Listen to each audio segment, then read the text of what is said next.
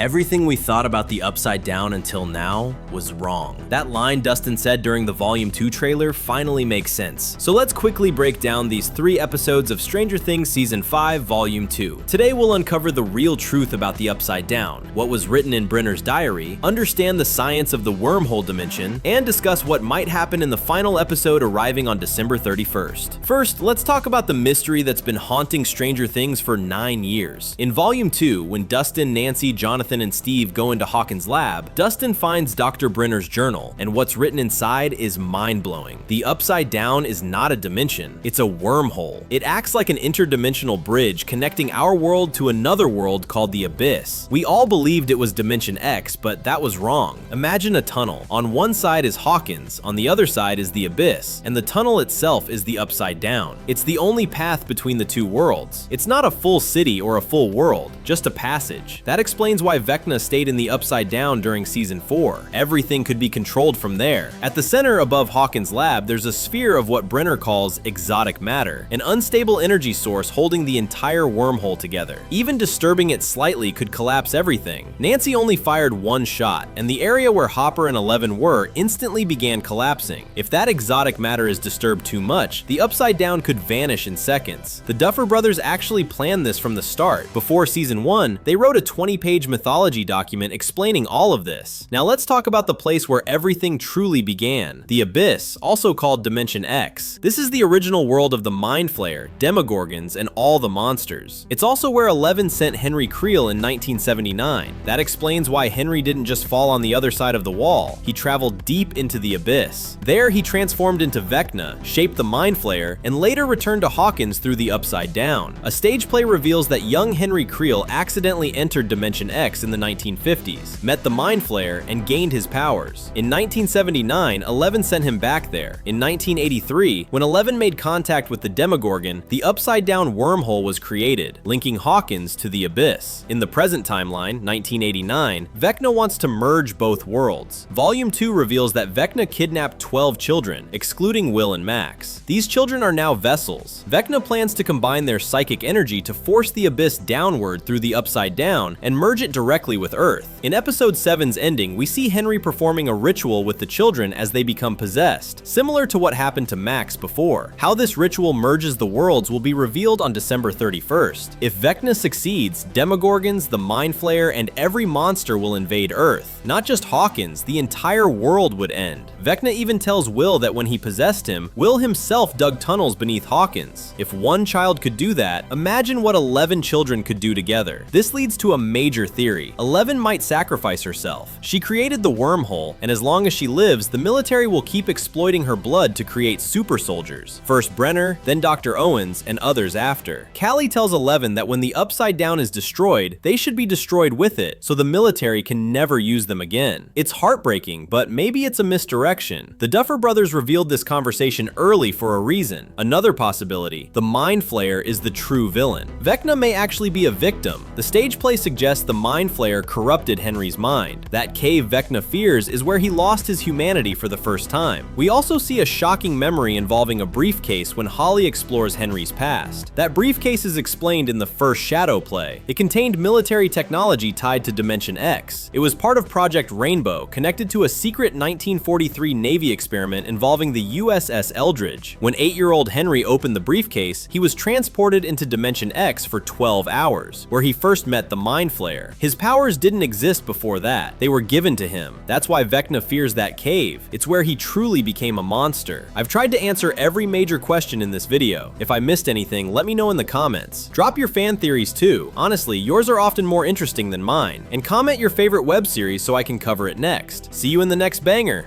Bye.